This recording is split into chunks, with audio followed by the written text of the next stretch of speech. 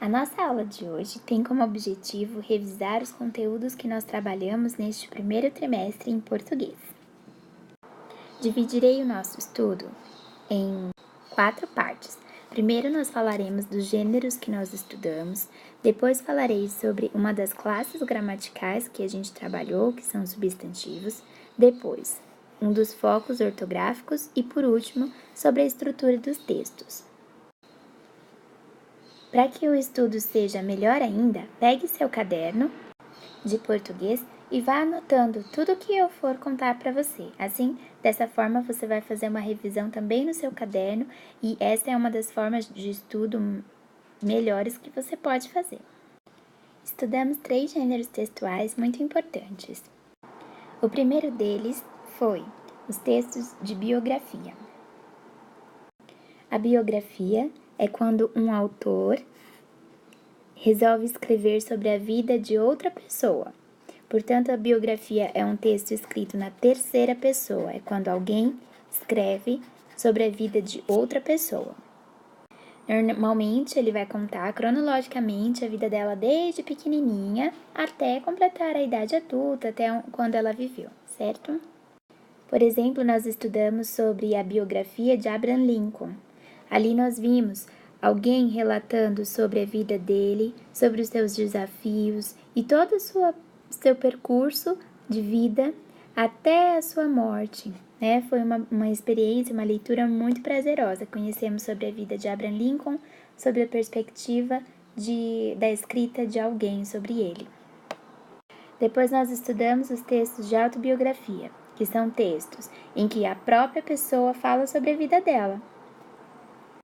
Vocês tiveram a oportunidade de escrever sobre a vida, as suas próprias vidas, vocês lembram? Vocês escreveram sobre quando vocês eram pequenos, quando vocês nasceram, a cidade onde vocês nasceram, o nome dos seus pais. São textos escritos na primeira pessoa, porque você mesmo está escrevendo o seu texto. Por fim, estudamos outro gênero que foi o diário. Nós vimos que o diário pode ser dividido em 4 tipos: o diário pessoal, de bordo, o blog e o ficcional. O diário pessoal é aquele em que a própria pessoa escreve, portanto, é na primeira pessoa também, todos esses tipos de diário, mas o pessoal é quando ela mesma escreve os acontecimentos da sua vida, o dia a dia. O diário de bordo é aquele normalmente usado em viagens, então você chama-se de bordo porque você coloca no seu bolso, coloca na bolsa, de alguma forma bem fácil e carrega esse caderninho por onde você estiver. Normalmente relata o dia a dia de uma viagem ou de algum passeio que você faz, que é muito interessante. Também estudamos o blog, que é um diário virtual. Então, a pessoa conta sobre a vida dela, só que de forma virtual, ao invés de usar o caderninho. O diário ficcional, por último, é aquele diário em que é inventado.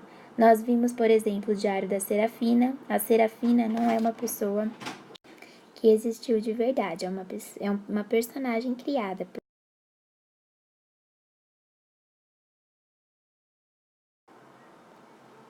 Agora a gente vai falar sobre outro assunto, que é a classe gramatical.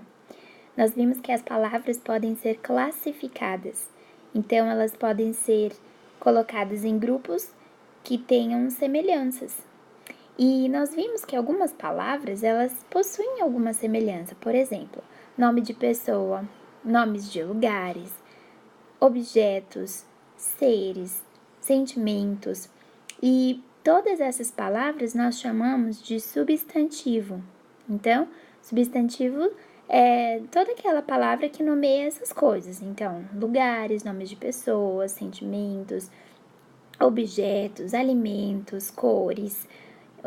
A classe do substantivo realmente tem bastante definição, mas nós vimos uma coisa interessante, que o substantivo pode ser dividido em 2 grupos: o grupo dos substantivos próprios e o grupo do substantivo comum. Vamos começar pelo substantivo comum. O substantivo comum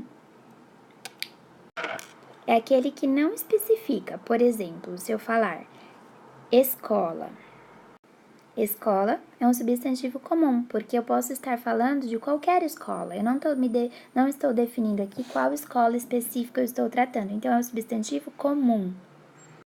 Agora, se eu falar escola pueridomus, aí então eu tenho um substantivo próprio, porque eu estou definindo qual é a escola que eu estou tratando. Não é qualquer escola, é escola pueridomus. Então, aí eu tenho um substantivo próprio.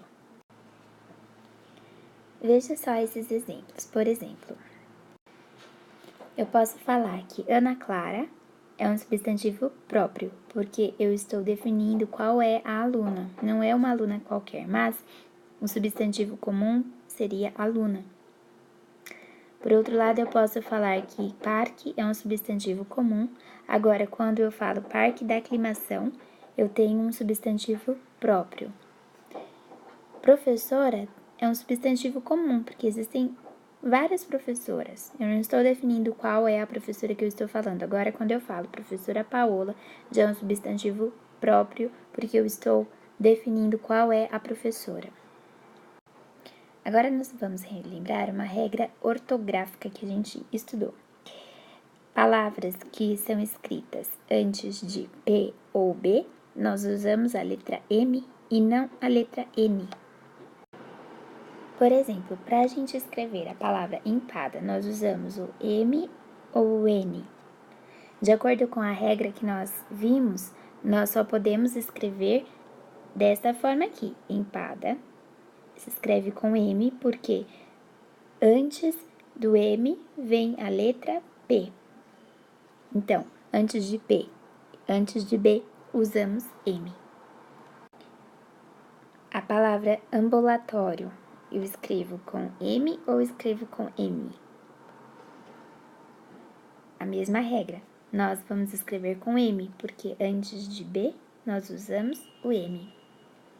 Por fim, vamos relembrar a questão da estrutura textual. Vou ler para vocês um pequeno trecho, que provavelmente nós podemos considerar como uma parte de um diário. E eu vou ler para vocês como ficou. Hoje eu tomei café, depois eu me vesti, fui para a escola. Quando eu cheguei lá, esperei na fila para subir. Começamos a aula, anotamos a agenda, fizemos uma leitura e corrigimos a lição de casa. Em seguida, tivemos aula de música, foi bem divertido. Ei, peraí! A leitura desse texto ficou um pouco incômoda, não ficou? Corrida, sem pausas, sem expressão. Isso acontece porque está faltando alguns detalhes importantíssimos para que o texto fique bom, fique completo. Você já sabe quais são os aspectos que estão faltando neste texto? Pois é, está faltando o parágrafo e a pontuação.